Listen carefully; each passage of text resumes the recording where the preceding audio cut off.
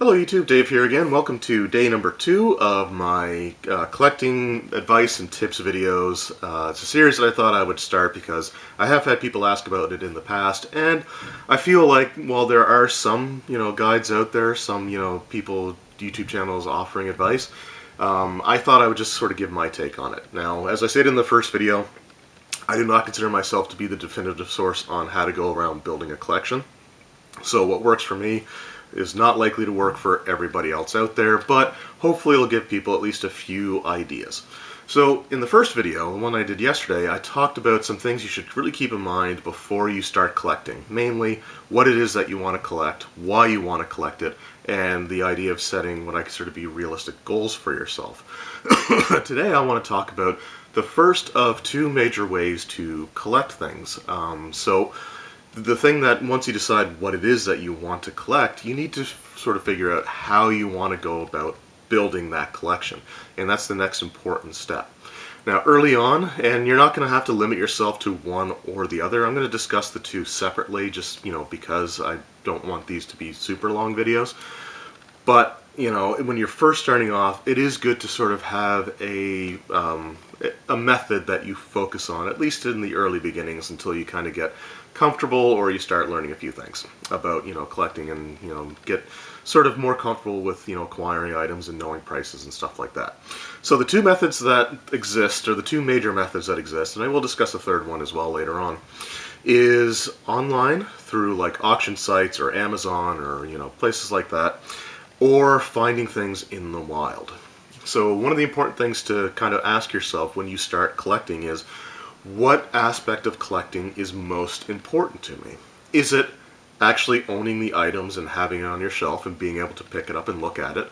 Or is it the exhilaration, or is it the thrill of finding something in the wild that you've been looking for and then adding it to your collection? So is it about finding the item or owning the item?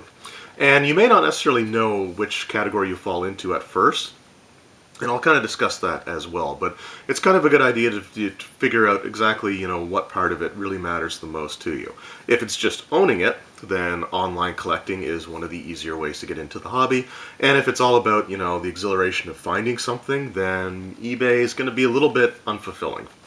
But today I want to talk about eBay specifically. I mean, there's online, auction sites other than eBay, I'm sure. There's Amazon, there's other places along those lines. But I kind of want to focus mostly on eBay because honestly I'm not super familiar with too many of these types of services because I don't do online stuff very often.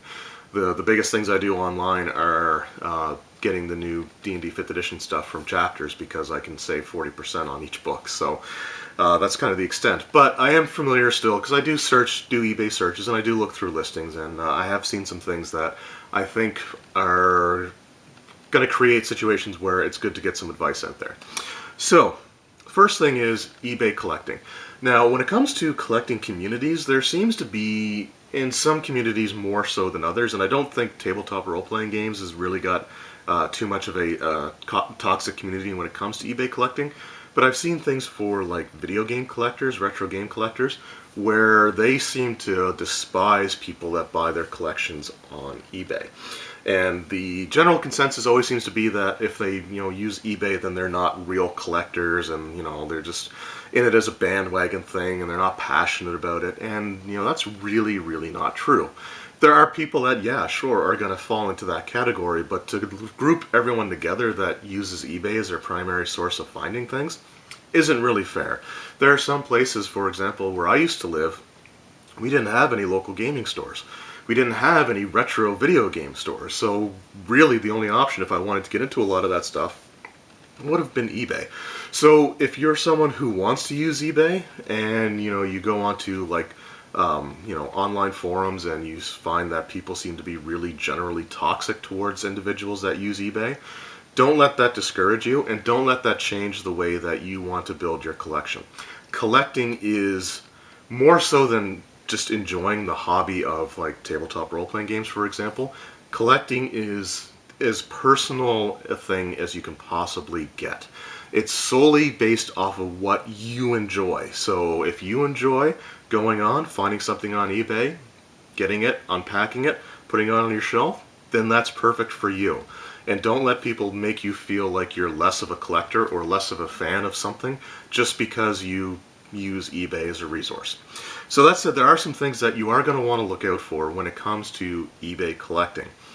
And there's some benefits, and there are definitely some drawbacks. So one of the first benefits of eBay collecting is that it is simple. It's easy. It's something that you can do without having to leave your home.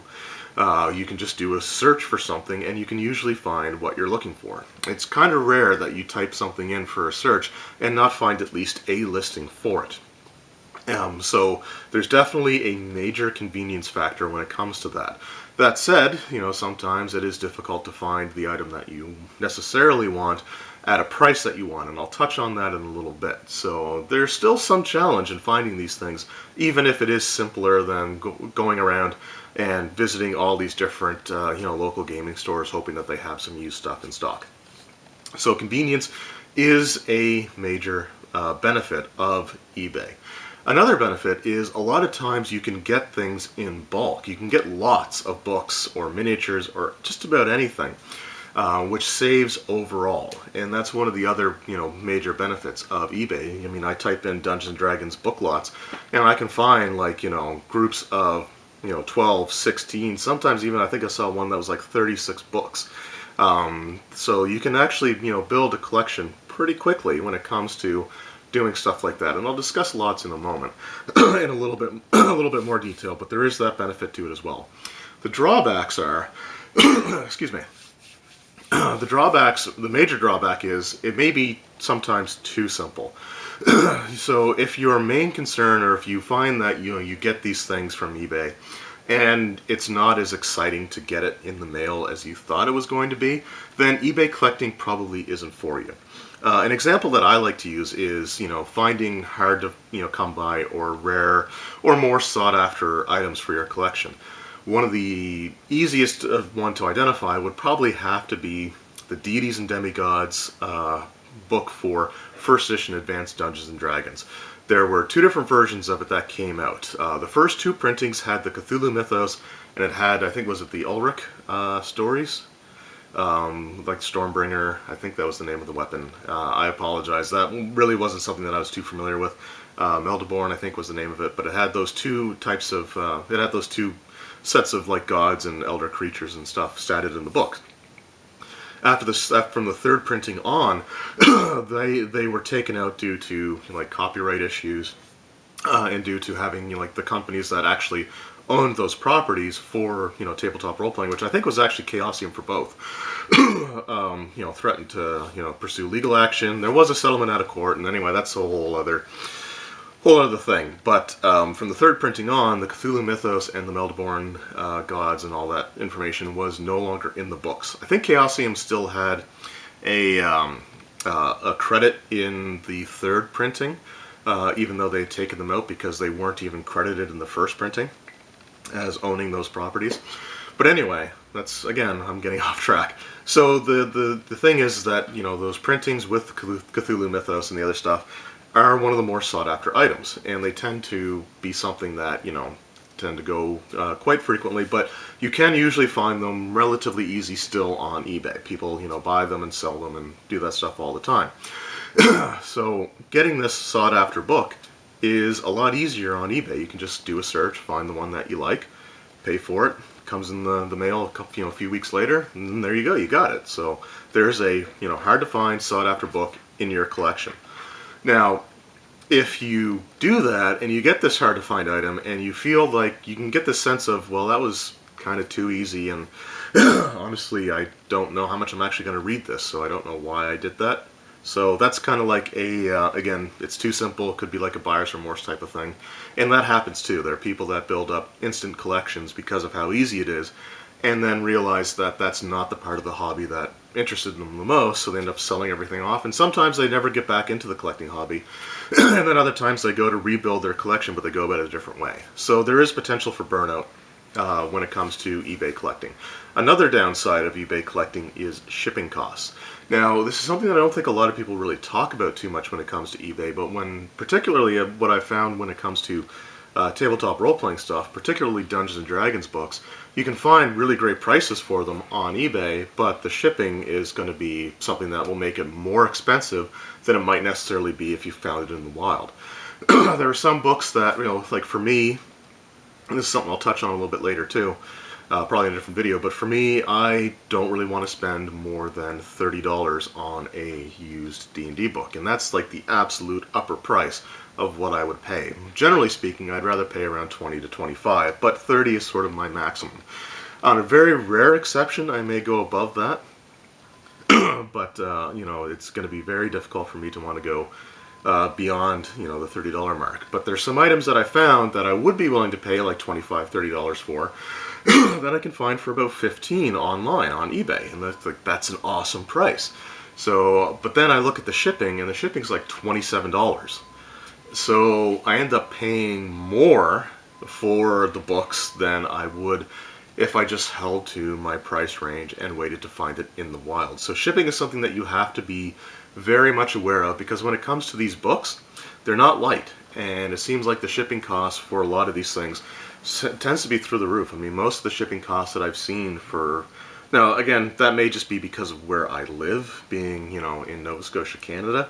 It may base it off of my location, but the fact of the matter is that the shipping is still, a lot of times, can negate or sometimes even go beyond the savings that you would find if you got it somewhere else. So that's something to keep in mind. Sometimes there are, some sellers may offer discounts on shipping, or may even offer free shipping if you spend a certain amount.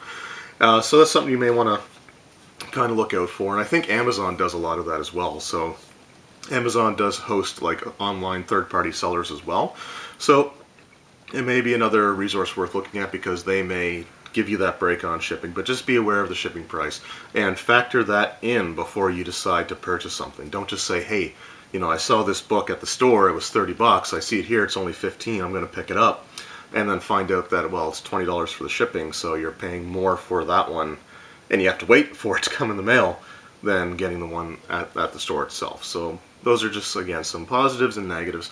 But again, don't let anyone make you feel like you can't use eBay, or that you shouldn't use eBay, or that using eBay or online sellers makes you less of a collector, because it doesn't. Just pay attention to your feelings when you get these things in the mail. If you get these books and you're like, well, I guess that's it, then maybe you want to reconsider using eBay as your primary source for getting stuff.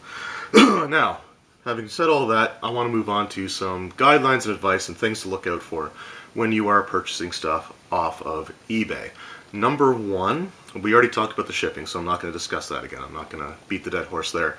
But the number one thing to really be careful of and conscious of is knowing having a knowledge of what it is that you're looking to buy. And that's a really, really important thing. You want to know what it is, what it looks like, and you want to know what a reasonable price for it is. Now, eBay has built-in tools so you can do that. When you do a search for something, you can, on the left-hand side, I believe, there's an option to view completed or sold listings. And that's something that you're going to want to do, because I can put something on eBay and I can put any price on it that I want. But what you really want to do is pay attention to what these items are actually selling for. So you may see something that's listed at $50 or $60, and it's like, wow, that's a lot of money. Is it really worth that much? And then you look at the completed or sold listings, and they're only selling for like $20.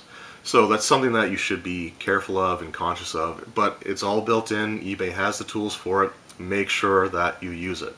Another thing is just knowing the products in general. So a while back, a few years ago actually, I made a video about an eBay seller who had a softcover paperback player's handbook for D&D 3.5 and was saying, I have no idea what this is. This was a seller in his product listing. It's like, I've never heard of this, I didn't know it existed, so it has to be rare, and I'm charging an obscene amount of money for it. Like, it was a ridiculous amount. It was I want to say it was in the hundreds, like $100 or so for this soft-covered player's handbook. And he didn't know what it was. Now, I think, as an aside, as a seller, you should be knowledgeable of the products that you're selling.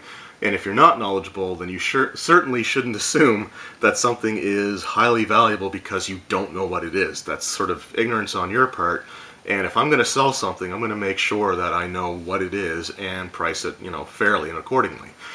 Anyway, what that softcover Player's Handbook was, it was part of the 3.5 Player's Kit box set that came out, I think it was in 2006, I want to say. That sounds about right to me. 2005, 2006.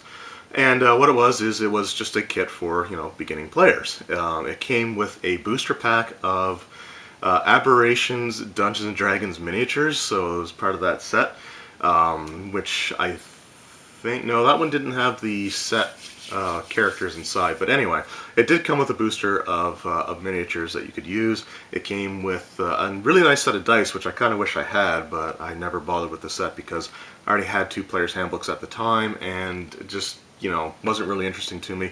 I did find a Player's Kit recently, actually, that I could have picked up. It had the Player's Handbook in there. It didn't have the dice, unfortunately, and it was just like, I don't really need this. So anyway, but that's what it was. It was part of a box set, and this person was pricing as if it was the rarest item ever for 3rd edition D&D, and it wasn't. It was a part of a greater whole. It was part of a box set. If he had the complete box set with the box, the dice, probably not the booster of miniatures, but that's fine. But even with the dice, the book, the box, everything, all the inserts that came with it, might be able to sell it for around $100. Might be. Maybe a little bit more nowadays. But it's, again, he didn't know what he was doing, and his whole idea was that, he even said in a message that, he doesn't care what he charges, someone's going to be stupid enough to pay for it. And don't let that be you. Okay, just because something seems unusual, look it up, do your research first, make sure that you know what you're doing before you buy something. So that's an important thing to know. Another thing is coming to the pictures that are listed with the product. Some products are listed and don't have pictures with them, and to me, that's kind of a warning sign. That would be a red flag that you want to look at and say, well, why aren't you showing the product that you're selling? Sometimes it could be, in really bad condition, and they may play it off as like, oh, well, slightly used, a little bit of wearing in the corners, and it could be completely frayed, or the pages could be coming out. So it's one of those things that you really should try to look for, make sure that there is a picture. If there's not a picture listed, something seems like it's at a good price, message the seller and just say, hey, can you send me a picture of the product? Because I'm interested in getting it. Can I actually have a look and see what it looks like? When it comes to box sets, just make sure that they take pictures of all the contents inside the box set. Now, how much of a completionist you are when it comes to the box sets is really up to you. For some people, it's just the major books and the box itself are the only things that you care about, and that's fine. Some people want stuff like the survey cards. Like a lot of these old box sets had survey cards that you could fill out. So some people like to have that, like to have the paper inserts, like to have as much of it as possible. But you also want to see the contents, or you want to see the quality of the contents in the box. So, for example, the box might be in good shape, but maybe the stuff inside is in horrible shape, and all they do is show the box. So you buy this box, and hey, the box looks great, but the books inside have writing all through them. Some of the pages are torn, or the covers are bent or wrinkled, or even missing, or coming off the binding. So it's just one of those things to sort of keep in mind. Also, find out or read the feedback on the seller if they're selling box sets, because that same person who had that paperback Player's Handbook that he was charging a ridiculous amount for had some negative feedback based off of box sets that he sold, because he would basically crush the box down and fit it into an envelope instead of putting it in a box, like another larger shipping box. He would rip the sides of the box, fold it down, and fit it into an envelope. So something else to keep in mind, you want to know how they're going to ship it. And again, there's nothing wrong with messaging the seller and just saying, how do you typically ship these things, because it's important to know. Another thing is making sure that they're not using just stock photos for their listings. So, for example, if you see someone selling, for example, a Player's Handbook, and you just see the Player's Handbook, but it doesn't seem to be on anything, it's just the book itself against a white void. Be cautious of that, because that's somebody that probably just did a Google image search, took a thumbnail, and is using it for their auction. One of the big things is, especially if you're getting into collecting for 3.5 D&D, is there are times where someone will use a stock photograph for their Player's Handbook and have it be the wrong version.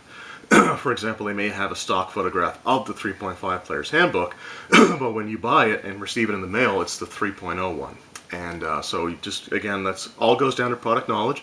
But if something seems a little like too, clean looking as far as the thumbnail goes, again, message the seller, and if you're getting into 3rd edition or 3.5, a good way of knowing which version of the book you're going to get, especially the core rule books, is just say, hey, can you tell me what the publication date is on the inside of the book?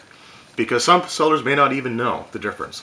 Right? They may be selling something that was left over, maybe, a friend of theirs that that had it, or, somebody moved away, a roommate, and they left all this stuff. So just ask what the publication date is. If it's after the summer of 2003, it's going to be a 3.5 book. If it's before then, I would say, if it's 2000 to 2002, then it's definitely going to be 3.0. 2003, it might be a little bit of a gamble. Anytime after that, you're going to be fine. So that's, again, something to sort of keep in mind. That's pretty much it for I guess, the tips and advice. So just be knowledgeable. Don't be afraid to ask questions. Check out the shipping prices and make sure you do all that stuff. Now, when it comes to buying stuff online, again, one of the biggest conveniences are getting book lots. So one of the things that you need to determine is, do you want to buy these lots or not? Generally speaking, the lots tend to, group like products together. So you can get like a Forgotten Realms bundle, you may be able to get an Eberron bundle, or like if you're collecting 4th edition D&D, you can probably get, like the core books, like the 3 Player's Handbooks together, the 2 Dungeon Master's Guides, or the 3 Monster Manuals together. Sometimes you can get that entire set as well. The thing that you should be cautious of, and something that you should be doing, especially if you're starting your collecting days, is keep track of, or keep an inventory of, all the things that you have. So when you're buying lots, try to avoid getting doubles, unless it's something like a Player's Handbook. Having a double of a Player's Handbook is totally fine. I mean, I've got 3 5th edition Player's Handbooks just myself, and my nephew's currently staying with us, and he's got one. I got him one for Christmas. So right now there's 4 5th edition Player's Handbooks in my apartment. But again, so try to avoid doubles, unless you are looking to kind of resell a few things to help fuel the collection. And that's another thing that you can certainly do. The thing is, though, you have to be wary of what actually you're getting for your doubles and what the likelihood is that you're going to end up selling them.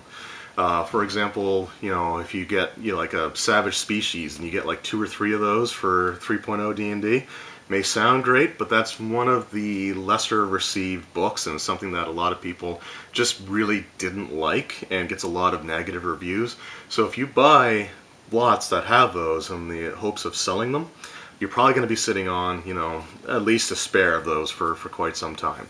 Now, you could also make your own bundle, your own lot, and kind of put everything together.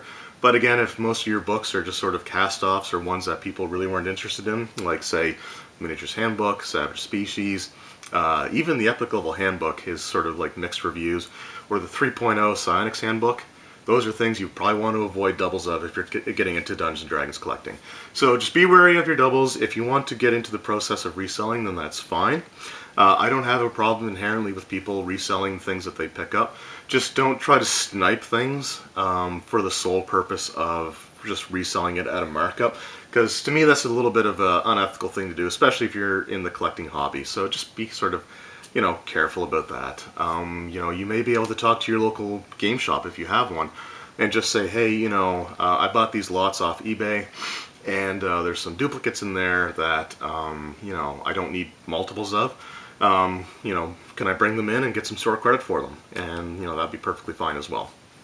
So anyway, that's sort of just some advice for online collecting, eBay collecting in particular. So the major thing that I really wanted to discuss with this video is just not, letting people bully you around into thinking that you can't do eBay collecting. eBay collecting can be as, challenging as in the wild collecting. I know people, one of my favorite channels on YouTube is Nintendo Collecting, fellow Canadian.